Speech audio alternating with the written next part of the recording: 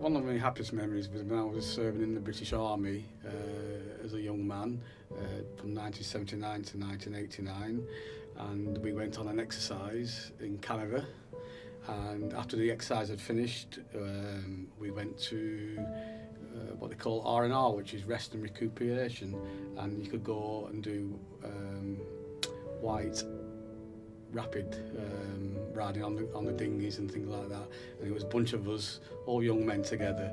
We went to Banff in Canada, which is a big national park there, and it was going rafting and glacier climbing and mountain biking, and it was all really happy memories for me because it was all done, all us young men together. It was really good fun.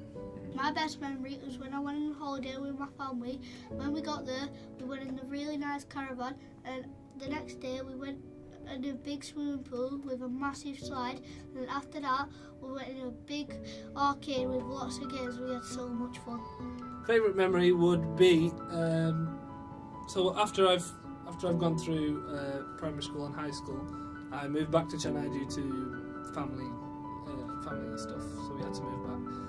And I moved back here after finishing my A-levels, and I wanted to join uni to do football coaching. So when I'm looking around, I couldn't afford it because obviously the time I was gone, they wouldn't give me student loan and stuff. So I had to sort of just get a job for myself for the first time and live on my own and figure it out. Until an opportunity came up where I could go to uni. So I did that for about a year, and then midway through, I think it was about April 2018, my friend sends me this link to a website from the uni, and it's a scholarship opportunity for like a full degree at uni that's paid for by this organisation called Kick It Out. And obviously I've heard of Kick It Out. They do work in football with regards to raising awareness or trying to stop discrimination and racism in football. So obviously from what I just told you could tell how that appealed to me. So straight away I thought it was a perfect match because I get to study what I want and I get to work with an organisation that shares the same values as mine. So obviously that was perfect. I didn't think anything of it. I just thought I'll just apply for that and see what happens. So the process behind that was I had to fill out a bunch of forms and write a bunch of essays about what I thought about equality and stuff like that. So I had to do that, and obviously that was just a lot of sharing my own personal experiences and why I thought what I thought. And then they invited me for an interview over Skype, and then they asked me more questions about what motivates me to work in this sort of thing. And obviously I shared them stories like I shared with you just then, and clearly they thought I was a perfect candidate to do their kind of work. So they offered me that scholarship. So that was really probably one of the high points of my life so far, even though it wasn't that long ago, because it felt like it was a reward for all the hard work I'd done for 1 year. And it was like, there's your reward, you've earned that.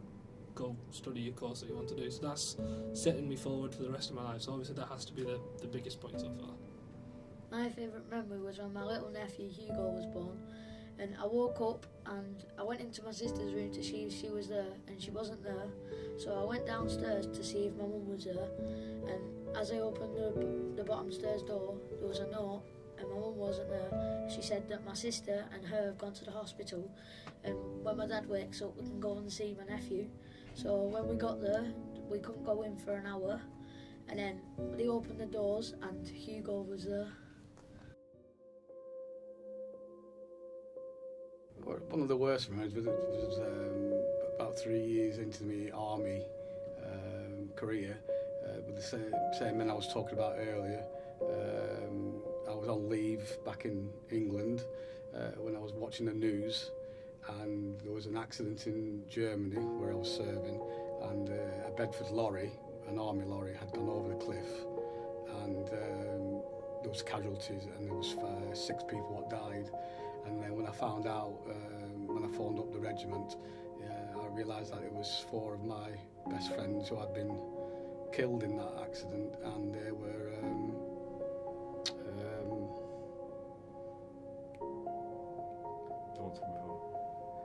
and they were the one from before I had good times with in Canada. And when I look back now, I'm 57 years old now, and they live in the same age as me, and I'm married with 2 children now, and I just think about them every now and again and think, what could they have been doing now? My worst memory was when I used to go into school and a boy used to ask me for my toast money, so I'll give it him, and at playtime he used to kick me and tell him not to be my friend. Worst memory. I'd have to go for probably my early childhood. So I lived in Chennai in India for about 2 or 3 years before I moved to England.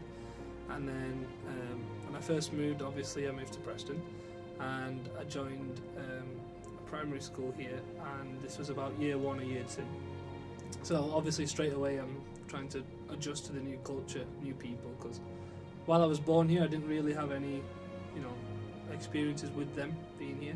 So straight away it was a different change. So I think I was the only one who wasn't English in my class at the time as well. So straight away I thought, okay, I'm the only one who isn't like them.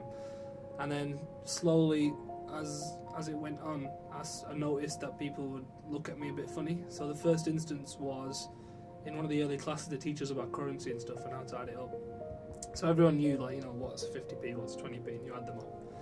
And that's what the sort of questions they'd ask you. So when they'd ask me, obviously I hadn't learned that yet. I was still used to Indian money and what that looked like. So obviously when they asked me, I'd have like a blank expression and I'd be like, I don't know, or I'd have a guess and I'd get it wrong. And then everyone would just look at me like, how doesn't he know that? And then the teacher would go, all right, okay. Because the teacher knows, obviously, but they don't. So they'd start, laughing or whatever. And then it would slowly move on. So in the playground, obviously, I'd be alone and I'd look around and see who I could join in with. And then I'd see football. So I thought, they're playing some sort of game. I'd go over there.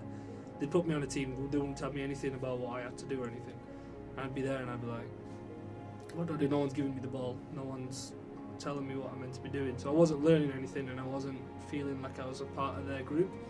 So straight away I'm thinking, right, I don't fit in. Am I meant to be on my own or something? Because I'm a kid, you don't know at that age, do you? And then it got to the very extreme when this boy, same age as me, he was not like he was older or anything. He comes up to me and he asks me, oh, have you rubbed poo on your face? I said, what? And he said, have you rubbed poo on your face? I said, no, what do you mean? And he goes, oh, well, you've got brown skin. And I'm just, that's taking me aback because I don't know what he means or why he said that. And then one of my friends who I'm still friends with today, he comes up to me and he says, oh, he's making fun of the way you look. I said, why is he doing that? He said, I don't know, probably because you look different. And I said, oh, well, that's not very nice. And then he stood there laughing, obviously, and it's gone on for a while, so I've had to go tell my parents, and then they've said you've got to go tell a teacher. So obviously me and my friends, they know about it as well, so we've gone to them and they've said, this has happened, what do we do? And so they've obviously had a word with the kid, and the kid's come and apologised. I didn't need an apology off him because I knew that it probably wasn't his fault. When I grew up I realised it probably wasn't his fault because that's not the last time I experienced that sort of thing. So when I grew up I knew, it's probably the way he was brought up or he's not been exposed to that sort of thing. But yeah, definitely straight away that was a bad way to start. But since then I've learned how to deal with it and I know why people think that way. So I don't really blame the person as such. So that'll be it. My bad memory was that when I was 8, I went to town and I got run over, but the car wasn't speeding until I crossed the road, and then it was speeding, and then it sent me flying, and I got rushed to hospital and I couldn't walk for 6 weeks. I had a big cast on my leg and I couldn't play football for 6 weeks.